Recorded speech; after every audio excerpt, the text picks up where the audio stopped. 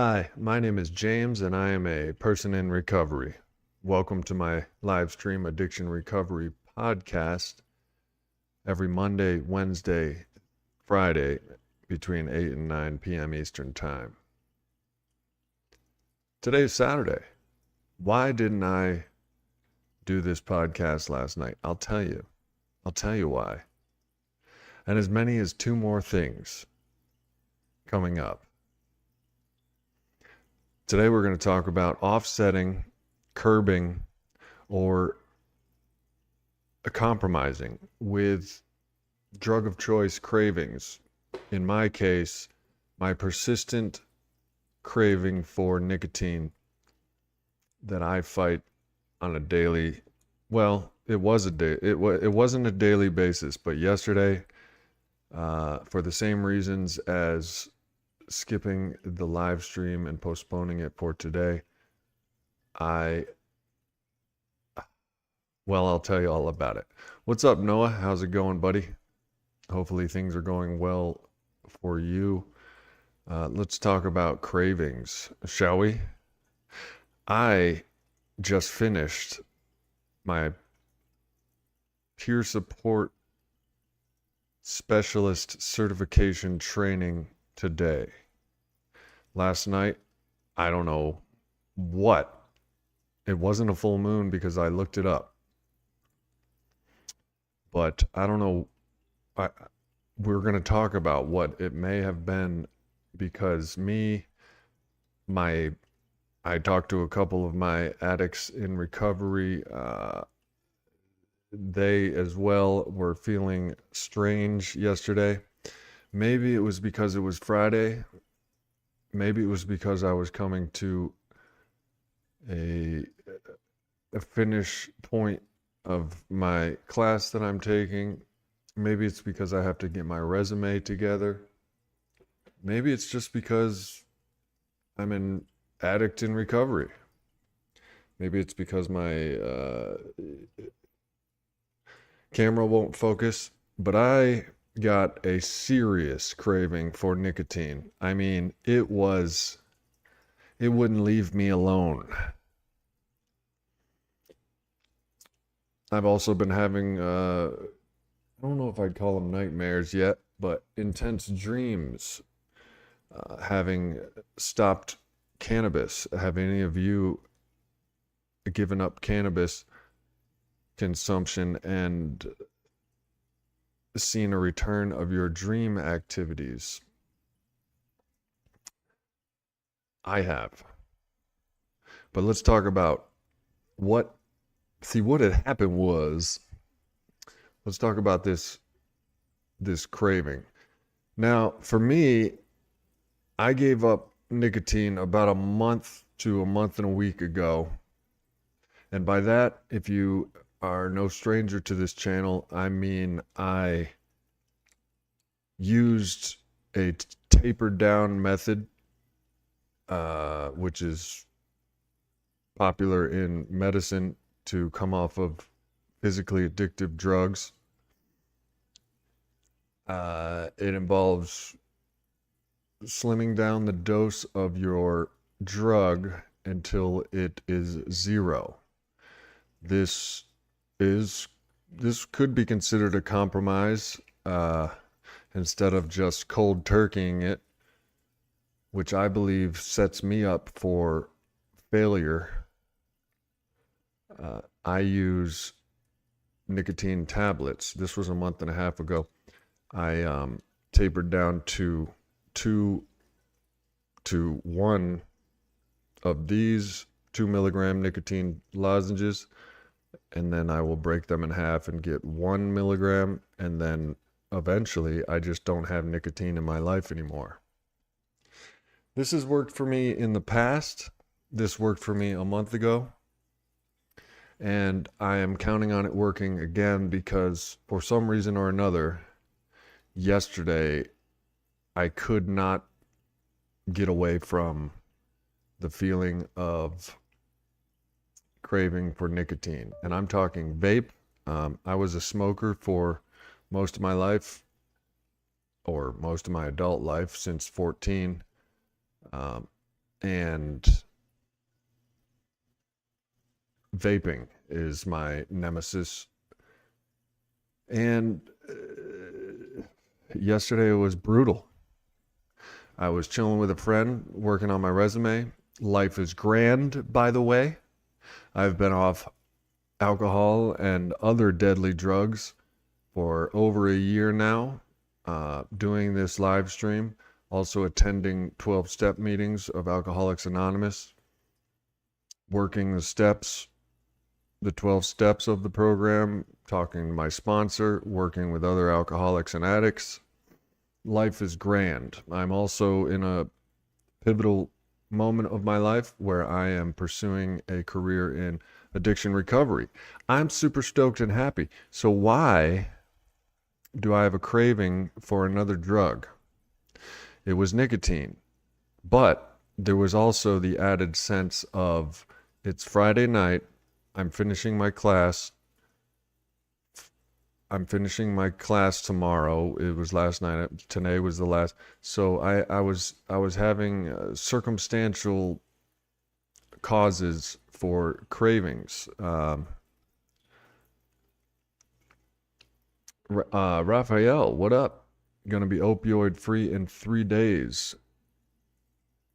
Are you on a taper method for opioids? So last night I was craving nicotine, and the more I was craving it, the more I wanted to smoke weed, and dare I even say, go to the liquor store and while out, rock out with my bing bong out.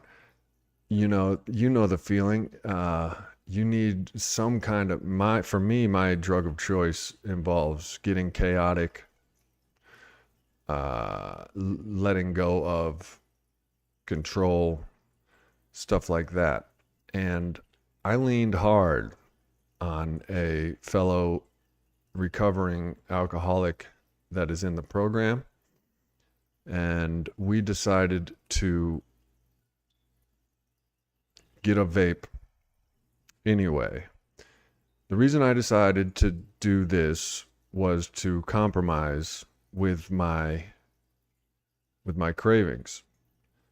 To take up cannabis smoking again would disqualify me for a life goal, which is pursuing a career in addiction recovery.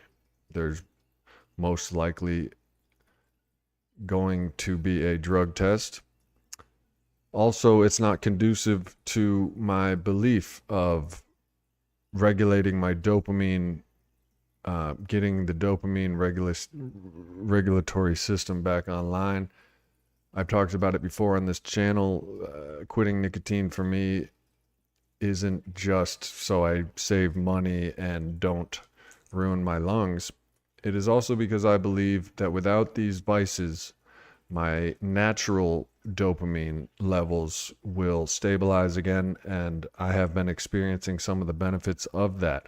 So I didn't want to get back into vaping. However, through decades of experience and talking to people with decades of experience over the years, I have come to believe that it's better to vape nicotine than to drink booze, in my case, or in Raphael's case. Maybe get that nicotine stick or that pack of smokes instead of getting opiates. It's a compromise. It's the lesser of two evils. It's the 0.5 plan. You're halfway, but by going halfway, it prevents you from going all the way to your drug of choice. So I vaped yesterday very lightly, and I didn't buy one. I made sure that if I buy one and bring it home, I'm pretty much powerless over my cravings if I have a vape in my pocket. So if I truly don't want to be a smoker, vapor, nicotine consumer, uh, for me at least. And nicotine is the most persistent of my addictions. It is a powerfully addictive chemical, nicotine. And long story short, I chewed my nails in my sleep, having not had the nicotine, and then waking up, I immediately had to make a decision. What am I going to do about my craving, an increasingly intense craving as nicotine goes? So I paced, I fed my dogs this morning, and when I go out to satiate the beast of nicotine craving, I can either take a left to the nicotine cessation store, CVS, and get these jammies, or I can go right to the vape store and get a vape. Vaping, bro, they got us where they want us. This vape business, they got us addicts where they want us. If you vape, you're going to continue to vape without significant resistance or a plan of curbing cravings. So I did I went halfway and got the nicotine tablets. Why? Because it's not a total failure. It's not a total relapse. It is what I like to call a compromise with my demons of addiction. Nicotine isn't the reward that nicotine tablets isn't the reward that I'm seeking. I want that vape. I want that cigarette. Anybody who has smoked a vape knows what I'm talking about. You don't want a mint with nicotine. You want that vape. And that's exactly what the tobacco industry wants. So my compromise, get the mints, don't get the vape.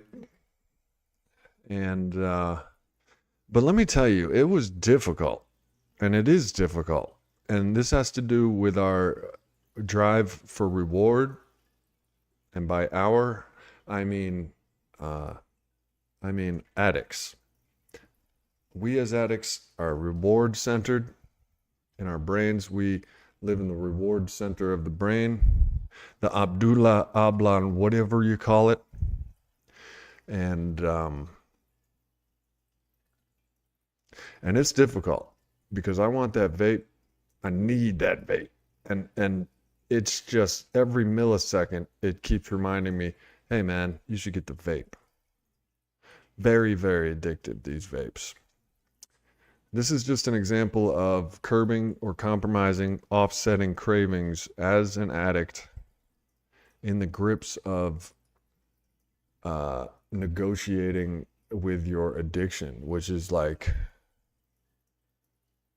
I've lost this negotiation before and bought vapes many, many, many times. At the core of me, I don't want to be a vapor. There is a ton of reasons why, one of which, well, many of which, headache, lethargy, like feeling run down, my lungs just disgusting feelings. What's up, Rafe? When I vape it more than I breathe when I have vape in my life, and it's gross, and I think it's corny, and I don't want a douche flute in my pocket, constantly relying on a douche flute of nicotine to keep me comfortable. I want my natural dopamine, and I want to feel comfortable in my own skin without the douche flute, without the alcoholic beverage, without any benzodiazepines, without any pain pills, without any dopamine stimulating substances. I am an addict. I will go for any easy way to dopamine, especially nicotine. It's on every corner in every state, in every city of America, and I'm sure it is in the UK and Australia and Canada and Mexico and all the rest of the places. So I don't want to be that. to get away from that. Saves money, saves health, but most of all, I'm an addict. I want my dopamine to come back online, my natural ways of dopamine, like food, natural, sex, natural, exercise, natural, accomplishments, natural, bonding with in relationships and connecting, natural, hobbies, natural, just any kind of human natural way of stimulating.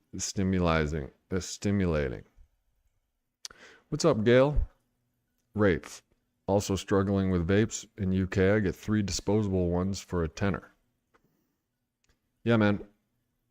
Nicotine has got us addicts by the cojonals. Very expensive. When I quit vaping, when I quit smoking, it's like I have another paycheck, and you can do the same. I'm sure you don't realize, some people don't realize this. It takes some quick math to realize this, but even though it's $10, if you don't really see it, but it adds up with a quickness. And we're talking, you can add $1,000 or $2,000 to your yearly salary if you quit vaping. All these people are talking about, what's your salary? Who's this salary? What's that salary? What does it pay per year? Blah, blah, blah. You can add a couple $1,000s to that salary of income if you quit vaping. That's just one of the benefits. Another is health, bro. I don't feel good when I vape those things. There's a lot of reasons, but none of that matters when the craving is on you. And for some reason, for the first time in a month and some change, the craving was on me last night. I have no idea where it came from. I asked, it was so powerful that I was contacting my fellow addicts in recovery and asking them if they felt weird tonight. And I was very interested in finding that, yeah, there was a couple addicts that I talked to that were particularly uncomfortable yesterday. So I looked up the moon cycle, and it wasn't a full moon. It was a crescent moon, but I don't know anything about moon and stars or whatever. Something was happening yesterday to where I didn't feel right from about, I would say about 5 p.m. Eastern time to probably about 8 o'clock. And I leaned on my recovery network hard. This is where connection comes in recovery. Have some recovery buddies to lean on and talk to and bounce things off of. Rape says, I'm annoyed I started vaping again as I'd quit for a while. I was so annoyed yesterday. So disappointed. I had been more than 30 days away from nicotine in all forms, and here comes this powerful nicotine craving. Super annoyed.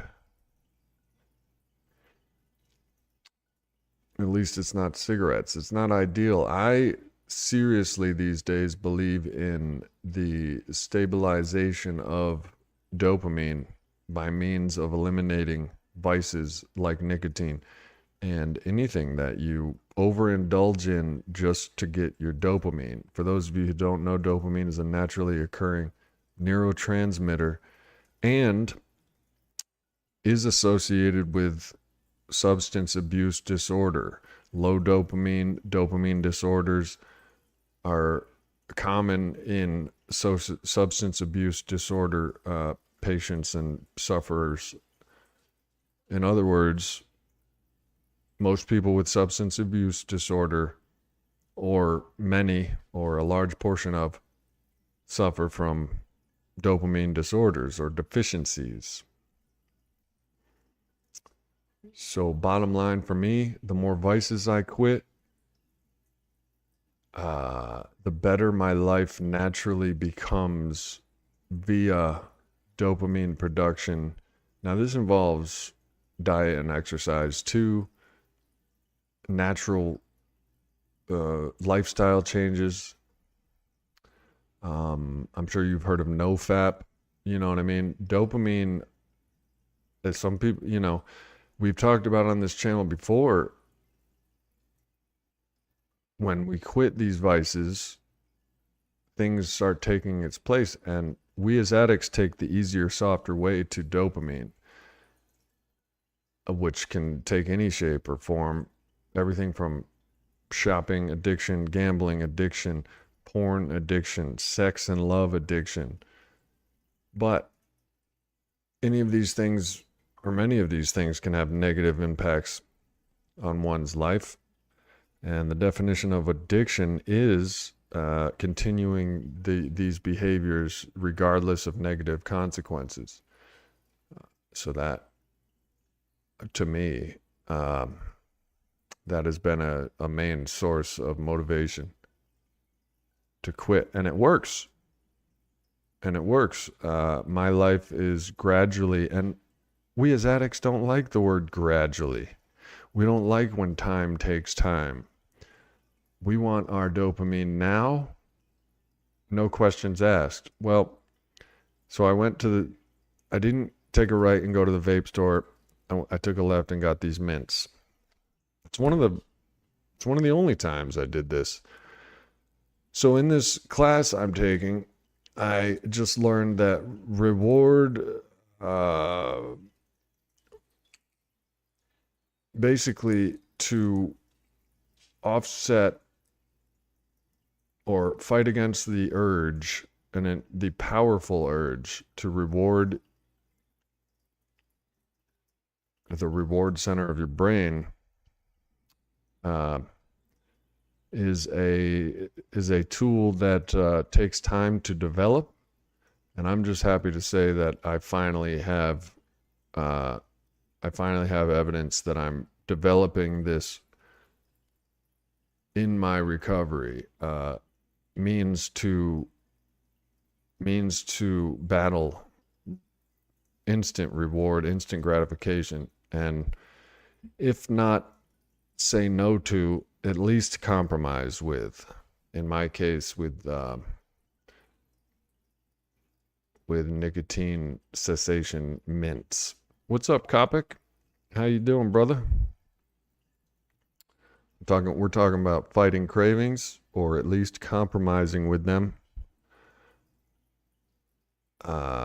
Compromise is a flimsy word when it comes to addiction, because our inner addicts are salesmen, and they will lie to us in our own voices. Rafe says, I think I enable myself to indulge in vices as I say to myself, at least I'm not drinking alcohol. Now, that is a compromise, and I think a beneficial one. Alcohol will kill the alcoholic. That is essentially the disease, and that's why it's a fatal one. By the way, something else I learned in this class, data suggests reoccurrence, aka relapse, in addiction, reuse, recurrence, relapse, is as common with addiction as it is in other chronic diseases like diabetes, cancer. So that suggests to me more evidence that addiction is a literal disease. But hope you're well too, Daniel. How you been, mate? Cigarettes Anonymous, I can't, but the 12 steps work no matter what the word you use. In the very first step is I am powerless over blank, and my life has become unmanageable. I can say I'm powerless over nicotine, and my life has become unmanageable, and then work the steps in accordance with that. The principles of the 12 steps work for me in all aspects of my life. Now, I am learning in this class there is multiple pathways to recovery. My one that I'm not venturing away from at all, because it works for me, is the 12 steps of Alcoholics Anonymous. But there are multiple pathways to recovery and multiple methods.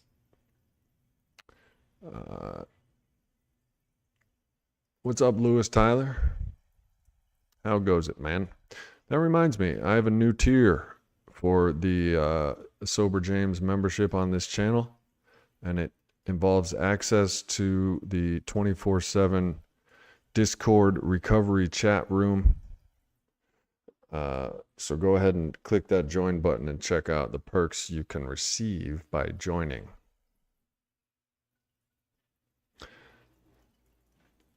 I did want to talk about how odd and weird yesterday was. For some reason or another, I was on the brink for the first time in over a month for nicotine, but there was a weird sensation that I was searching for more than just, I was searching for comfort, relief. So we'll probably have to talk about triggers as well. What triggered that powerful craving to compromise my own sobriety and recovery journey just for some comfort? And we could talk about the acronym HALT, HALT.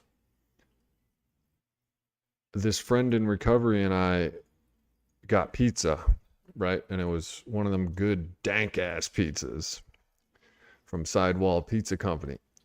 And it was super dank. But we ate, and upon eating, I realized like I felt better.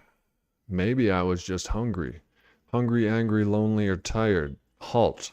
Don't get caught as an addict feeling hungry, angry, lonely, or tired. And especially don't get caught feeling all four. There's some truth in that. I didn't think of it. This isn't something I thought of. This is something that is prevalent in the rooms of recovery. HALT.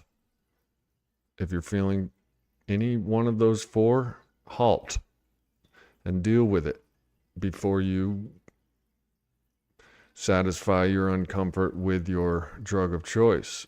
You guys may know as well as I do that I didn't eat when I'm in my drug of choice, alcohol.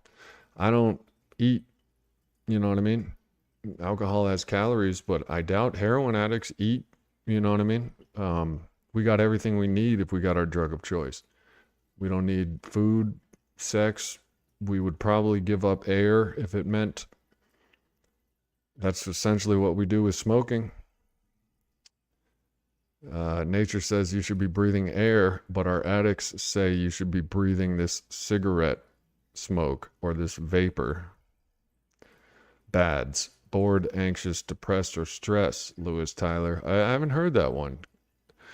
Let's talk about that. When you're bored, you can be uncomfortable. In my opinion, or what I've learned in my journey, is comfort is what we seek as addicts. If we're not comfortable, we're in danger. Anxious, that's uncomfortable. Depressed, that's uncomfortable. Stressed, that's uncomfortable. That's a good one, Lewis. Thank you. What's up, Ryan? Ryan says you were so agitated to a point. You then thought you needed more than a vape. You thought you needed alcohol. Yeah, that's right. No, I didn't think I needed alcohol. I thought, yo, if I keep going without somehow resolving, finding a source, finding the cause of my cravings, this could very well turn into a irreversible craving for alcohol. When I get a craving for alcohol, it's pretty irreversible. They say you should call your sponsor. If I'm in the grips of my alcohol craving, I won't call my sponsor, because to call my sponsor would mean I'm not going to drink. So I, through experience, know that if I'm not driving to the liquor store, I still have time. If I'm not at the point where I'm just driving to the liquor store, or leaving my job to go to the liquor store, or just like nothing can stop me. Not a pack of wild horses, nothing. That is what's called powerlessness over my addiction, is nothing can stop me. Nothing will stop me. Not my program. It is said that in the rooms of Alcoholics Anonymous, which is essentially a spiritual solution to a spiritual malady of addiction, it is said that there will come a time in your recovery where the only thing standing between you and your drug of choice is God. That's why I have come to, as an agnostic, by the way, I like proof. I like evidence for my beliefs, but I had to adopt a faith in a power greater than myself, which I choose to call a God of my understanding, and rely on that and hand my will and my life over to that. And that is, at times like yesterday, probably that was the only thing standing in between me and the liquor store. So that's why I didn't get a craving. One could say, believers in that spiritual method, one could say maybe it was God, because I felt very uncomfortable. Very uncomfortable. It was so uncomfortable, I was checking the moon cycles. I was calling addicts and asking them if they too felt uncomfortable. And yes, indeed, my fellows in recovery said, yeah, it feels like something's in the air. I felt uncomfortable the back half of the day. Now, there's some forest fires near me. Maybe we weren't getting enough oxygen. Maybe that was making us tired. Hungry, angry, lonely, or tired. I will tell you that after I got some pizza and some salad in my system, I felt better. So maybe I was just hungry. But the hungry, angry, lonely, or tired thing is real. According to my experience yesterday. I totally believe. What's up, Ingy? Kopic says, did a couple of grams of mushrooms yesterday and feel a little more able to deal, but nicotine is an incredible tool to combat boredom. Nicotine, when we puff on that vape, it sends dopamine. This is also a negative thing, because we say, hey, I like that dopamine, give me some more. So we vape more, and then the dopamine, runs out. The receptors get full. I'm not a freaking neuroscientist, so that's about all I can tell you. But I will tell you this. If you vape too much, you'll start to get kind of down and depressed, and you're not going to leave that vape. You're going to keep it because it's the only source of small amounts of nicotine. What's up, Miss Ford? Depression. You know what I mean? So in this month of not using nicotine, I have sensed a steadiness, a more solid, a more readily consistent source of feel-good dopamine, serotonin, stuff like that. I am a firm believer in nature, and naturally, animals, which we are, don't use nicotine. Humans, being the less intelligent species on planet Earth, invented things like nicotine, alcohol, heroin, codeine, opiates. You know what I'm saying? Cocaine, because we're greedy. We want to feel good all the time. Over the course of eons, we developed addiction problems. We're addicted to easy ways of dopamine. Hey, what's up, Pat Crawford? Good to see you. Pat Crawford says, I'm considering going back on Adderall for ADHD to focus at work, but hesitant because I have abused meth in the past. Thoughts? If any of you have thoughts, that's what we're here for, to support Pat, because many of us is a power greater than just Pat. I will tell you, I just gave up Adderall. I've never been addicted to Adderall. Adderall is speed. If you look at the ingredients, it's amphetamines, methamphetamines. Adderall is speed. Now, we've talked about it on this channel before, and we each have drugs of choice. Mine are downers: benzodiazepines, alcohol, some pain pills, downers. I've never been into coke. I've never been into Adderall or meth. I've tried them all, never been into them. This is probably due to chemistry and the varying chemistry in all of our brains, why you're addicted to speed and I'm addicted to Xanax. That's has to do with nature, in my opinion. So I quit Adderall for the same reason I'm quitting nicotine and trying to quit biting my nails. These are compulsive behaviors that supply dopamine at it's like a dosing rate. It's the same reason I'm giving them up. Same thing with porn. Same thing with easy sex, masturbation. I'm giving it all up because I want my dopamine to come naturally. As I stand, as I wake, as I go to sleep, as I live. There's a circadian rhythm. In the morning around 6 a.m., that's the highest amount of average dopamine levels for us. Then it dips afternoon to about 5 p.m., and then it soars again around 8, 9 p.m. Have you ever noticed you feel really good in the morning or really good in the evening? Nobody feels really good in mid-afternoon. Well, this is a natural dopamine circadian rhythm.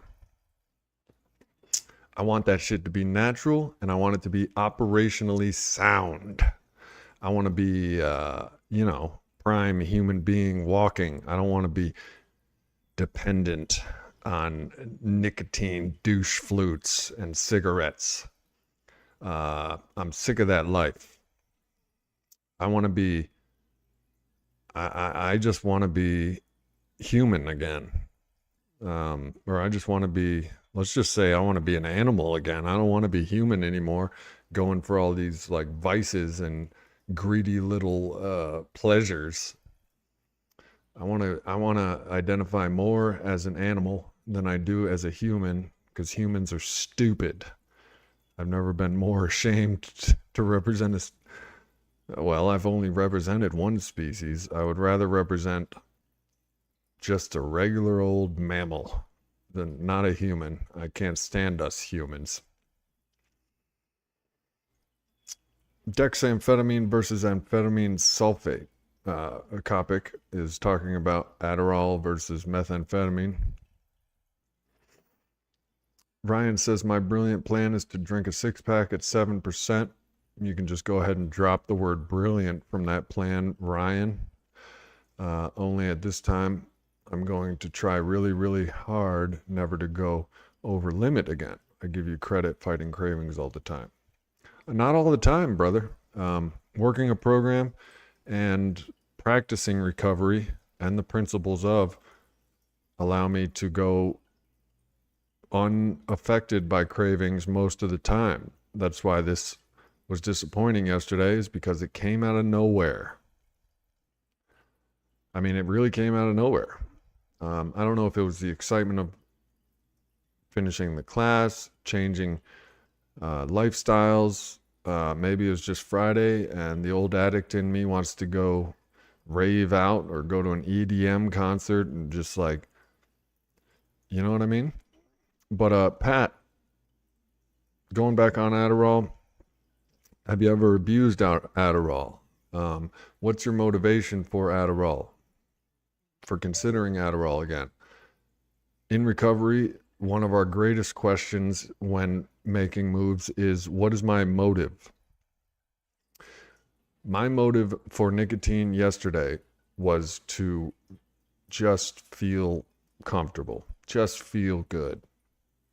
My motive for actually getting nicotine was to avoid going to weed or booze. And I wasn't about to tempt that beast. I wasn't about to invite that beast to come pounding on my door. I would rather just get my nicotine and compromise. And then I further compromised and got the mints instead of, because it took a lot. And I'm not even going to lie to you. It took a lot of discipline. And it was probably God of my understanding and my fellow addicts in recovery that helped me get the mints instead of the vape. Trust me, guys, I want that vape so bad. Well, not when these are, when I use these, I don't want the vape, which is astounding to me. They actually work. It's a compromise. I want it immediately. I want that vape. Trust me when I say there is nothing about me that doesn't want that vape, except for my higher self. My higher self, my non-addict,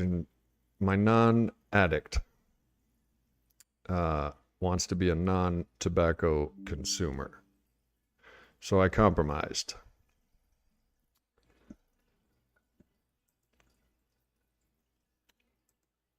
Let's read some of your comments. Nicotine and alcohol make dopamine go brrr. Go, what do you mean by brrr? Topic. World Live, go to EDM concert, eat some LSD. That sounds like something the founder of the 12 Steps would agree to. Word. Yo, I don't disagree with LSD, but I am currently not on any psychedelics. Number one, because I'm pursuing the ultimate high, a successful career in helping addicts and alcoholics. That is an ultimate high. It's not one that I can have right now. It's not one that I can snort, slam, smoke, or fuck. It is one that I have to work for, and it is one that sustainable dopamine levels need to be attained to achieve. I need to have a walking dopamine level. But that's all sciencey shit. You know what I mean? Copic says the mints make me want to not eat the mints, though they're horrible, but I don't want to vape either, so I will probably start using the lozenges for a while. They work, bro. And on the way to get them, I am like 1 millisecond from turning towards the vape store. This is how thin the line is. And this is what they talk about when they mean there will come a time when there's the only thing standing between you and your compulsive addictive behavior coming to fruition is God of your understanding. This is a first for me. This getting the vapes, and I mean going and getting the I've gone and gotten the mints before, but in the grips of my cravings, I've always succumbed when it comes to nicotine. I've always succumbed to go get the vape because it's so easy and it feels so good. So this is actually a first. I went a month and some change without it. Out of nowhere, the craving was on me. And although I did hit a vape last night, there was still recovery first in my mind. It was preventative. Hitting the vape was preventative to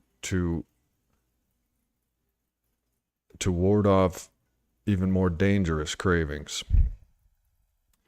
I am happy with the outcome.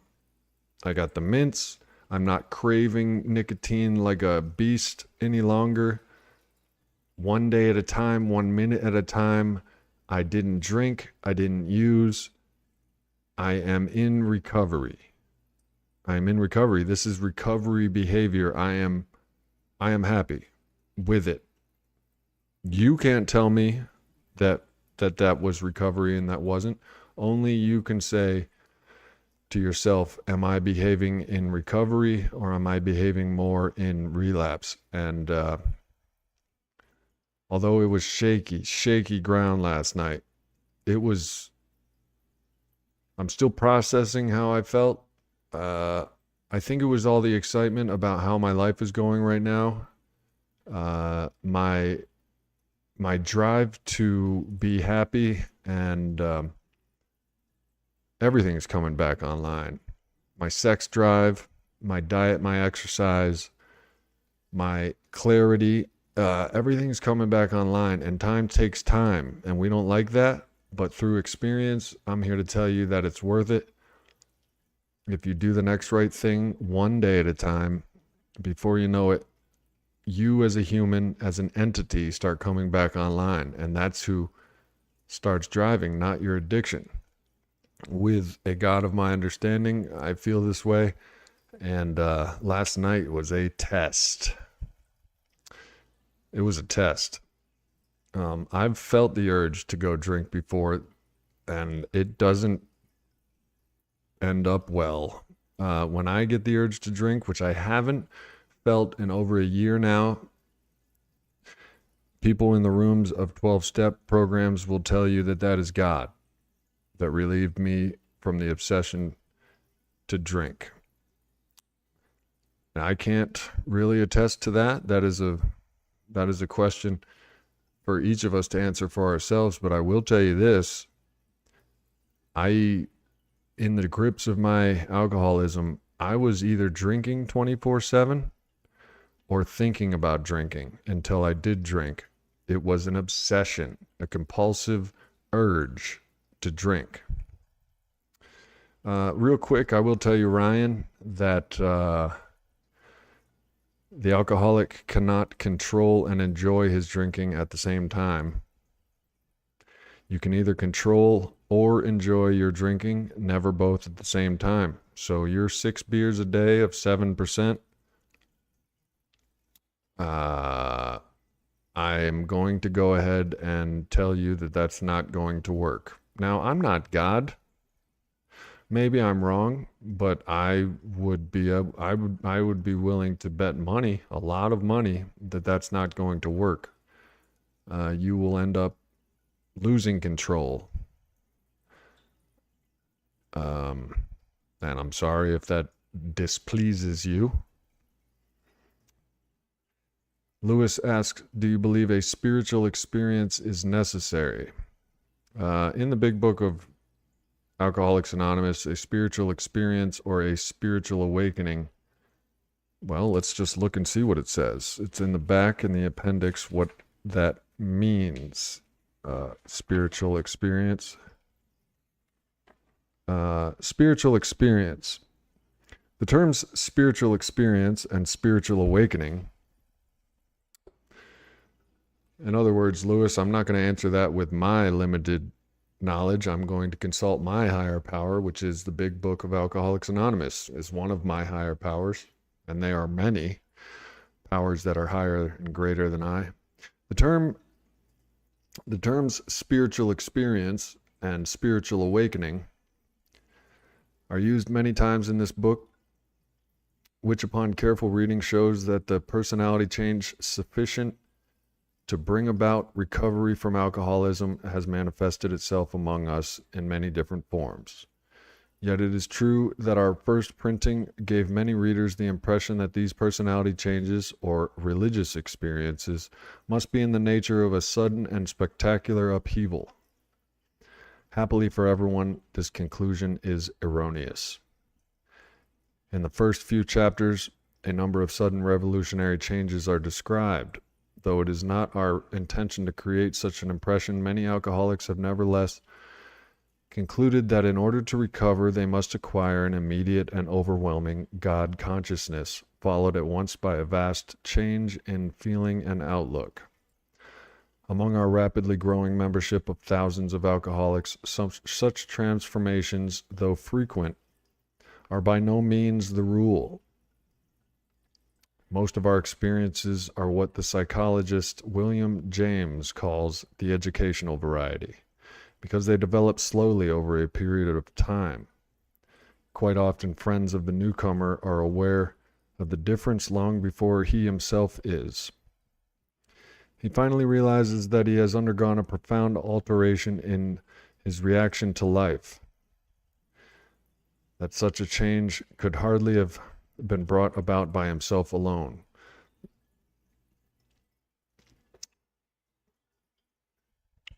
What often takes place in a few months could seldom have been accomplished by years of self-discipline. With few exceptions, our members find that they have tapped an unsuspecting inner resource which they presently identify with their own conception of a power greater than themselves. Most of us think this awareness of a power greater than ourselves is the essence of a spiritual experience. Our more religious members call this God consciousness. Most emphatically, we wish to say that any alcoholic capable of honestly facing his problems in the light of our experience can recover, provided he does not close his mind to all spiritual concepts. He can only be defeated by an attitude of intolerance or belligerent denial. We find that no one need have difficulty with the spirituality of the program. Willingness, honesty, and open-mindedness are the essentials of recovery, but these are indispensable.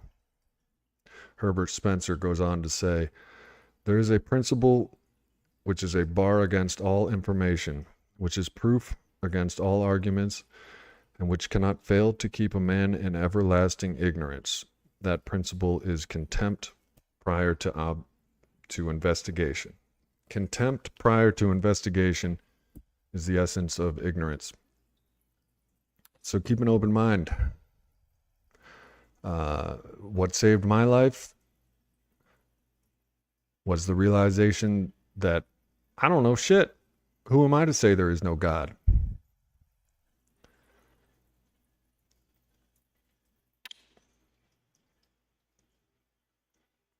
Yeah, well, there are, whatever works, Daniel. What's up, Mike Tucker?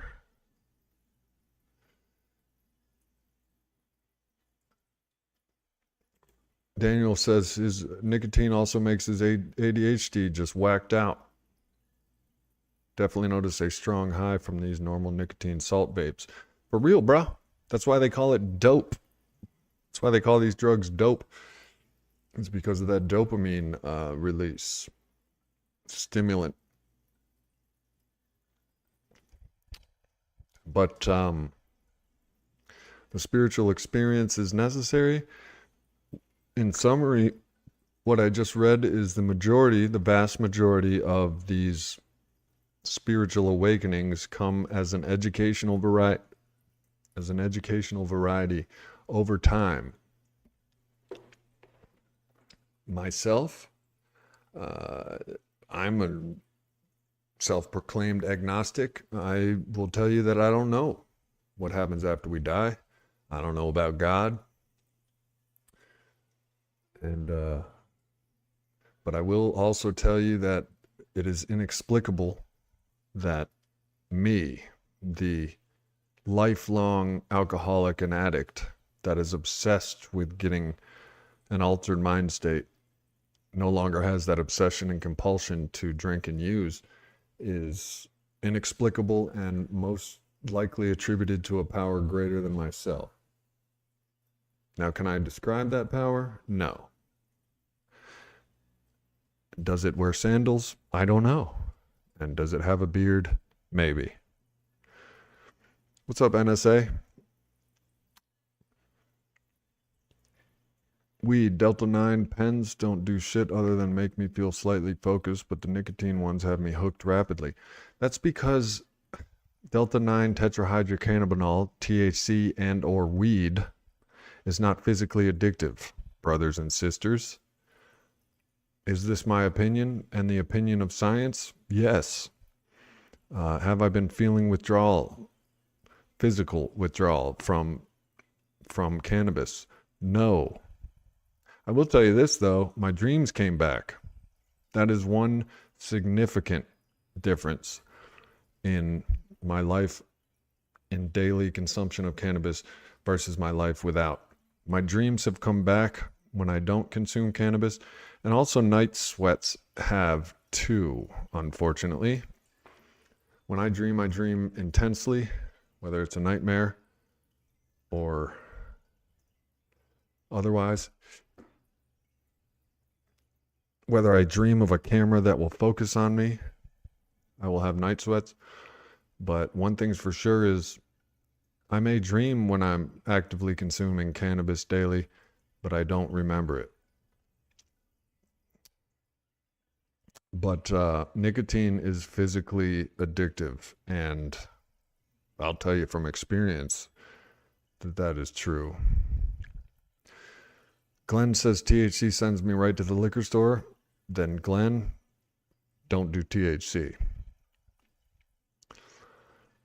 I am not partaking in cannabis currently, like I said, because I'm pursuing a life and a career in addiction recovery, and they still drug test because humans are back asswards and retarded. And even though alcohol kills more people yearly than all other drugs combined, look it up. Cannabis kills 0 people yearly, yet it is illegal when alcohol is legal. So whether I agree with that or disagree, and I disagree with it, we have cannabinoid receptors in our brains. It's still, I still have reasons to quit. One of which is I want my natural dopamine. I don't want to be relying on vices to get my dopamine and autofocus. Hey, what's up, Mindsai? Gal Charlotte. I was lost by the God stuff, so I left AA. I've done that before, and I've relapsed. This time I came back a little over a year ago, and I said, give me the God stuff. My mind is open. Honesty, open-mindedness, and willingness are indispensable essentials of recovery. It doesn't have to be my God. It doesn't have to be a Catholic God. It's a God of your understanding, Gal Charlotte. My suggestion is you go back to AA, but that's just my suggestion.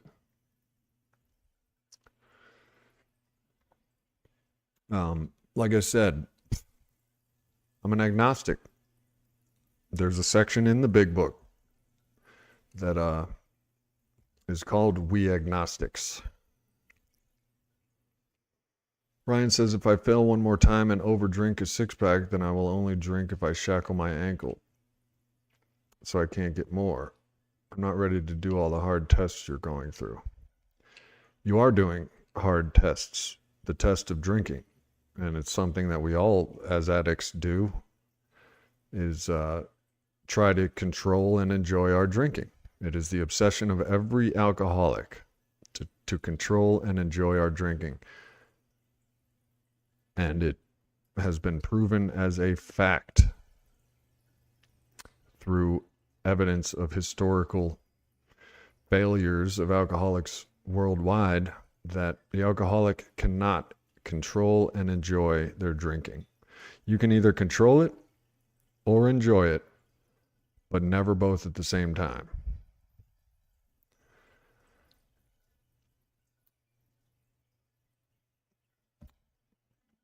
Of course, we're talking about drugs on a sober channel. We got to talk about the problem if we're going to talk about the solution.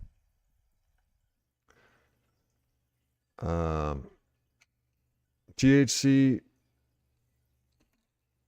in my personal opinion, it's, let's just put it this way, it's the only mind-altering substance that I haven't seen any evidence or reason that THC is negative.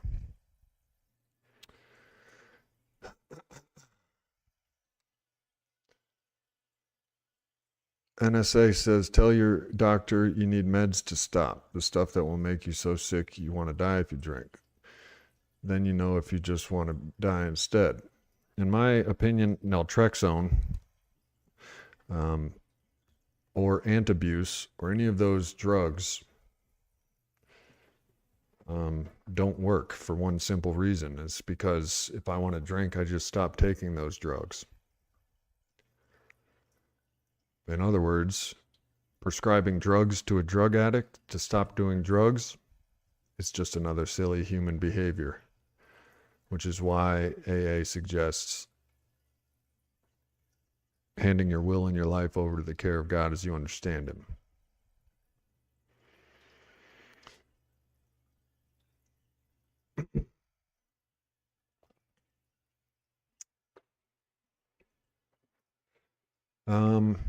I'm sure there's addicts, alcoholics that have found success with naltrexone or some of those other things. But if you ask me, it's big pharma just trying to sell you a different drug.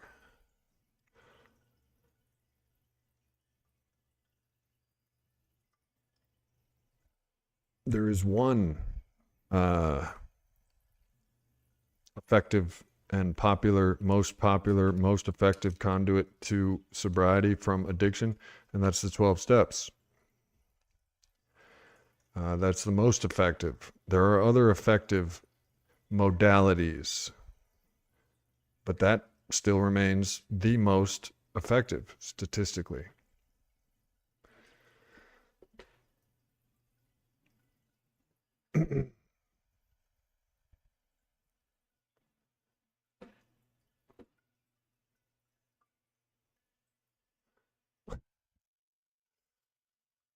Oh, shit. So, in summary, when the craving's on you, when the beast is at your door, when the 4 horsemen of alcoholism and addiction are on the horizon, terror, bewilderment, frustration, and despair, the 4 hideous horsemen of addiction, consult your higher power, consult your recovery community, consult every one of your recovery tools, because we all know what happens if you give in. And sometimes that means compromise. For me, last night, that meant vape your vape. Don't necessarily buy one and take it home, but vape one. And then this morning I went and got some nicotine mints. Bro, Mike Tucker, regarding my health, I still have residual effects from almost 3 decades of heavy drinking. Night sweats, weird kind of sweats, lower liver enzymes. How were they? The mints, bro? I'm telling you. I had a physician tell me that these nicotine mints, you can get them, they're Nicorette, or these are CVS brand nicotine. I call them Nic Tacs. These are the shit. Your addict is not going to want to go to the store and get them. Your addict is going to be like, go to the vape store, you pussy. Your addict's going to tell you all the things that you want to hear to go get that vape. But I'm telling you, if you pray to God of your understanding, even if you're an agnostic like myself, even if you're an atheist that thinks you know that there is no God, which in my opinion is impossible. I got them at CVS. Nic Tacs, NSA, my lady. Like I said, your addict isn't going to like it. It's going to want that vape. But the mints, I will tell you this from experience. If I have one of these mints in my mouth, I don't want to vape. And it's as simple as that. And it works. You can take my experience to the bank. Oh, NSA, I see your picture. I remember you. I remember you. It's good to see you. if you just heard my dog bark, it's because one's outside and one's asking to be let out, and I'm gonna go let him out, and then get some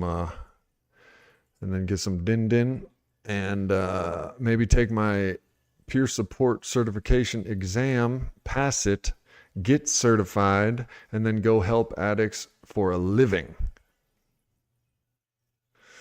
And for you guys, when that craving hits and the 4 horsemen of addiction are at your door,